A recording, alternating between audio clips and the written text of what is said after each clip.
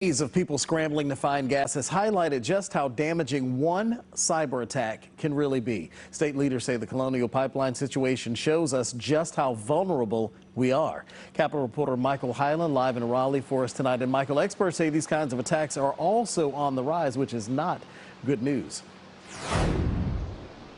Right, it very likely will not be the last attack of its kind. So today we heard from people who have to manage this while also trying to keep the lights on and get fuel to people who need it.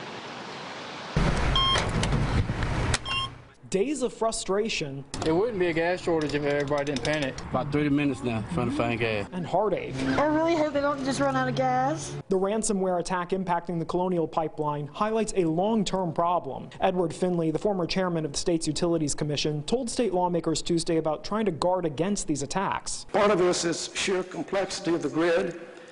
Not all levels of the grid face mandatory standards, for instance, and there are more than 3,000 utilities in the country with varying cybersecurity practices. People representing Duke and Dominion Energy raised concerns about the state primarily relying just on the Colonial Pipeline for fuel like gasoline and the Transco pipeline for natural gas. Reinforces the need for additional grid investment so that we can maintain not just fuel diversity, but also ensure a resilient electric system. Republican Senator Paul Newton pointed out the two companies recently canceled the Atlantic Coast natural gas pipeline amid lawsuits and rising costs, saying the state should have more of a network of pipelines. But Democrats said the state should have policies promoting more renewable energy. I understand the visionary goal of going all renewables. That's great, and we should head in that direction. Innovation's happening every day. We may be a decade or two from that. We know some of these old fossil fuels are going to eventually go away.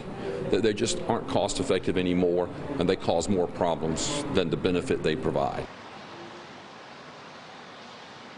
Last week, the House unanimously passed a bill barring state agencies and local governments from paying a ransom to hackers. It does not apply to private businesses, but the FBI advises against making those payments, saying it just encourages more of that behavior. Live in Raleigh, Michael Hyland, CBS 17 News. All right, Michael, thank you.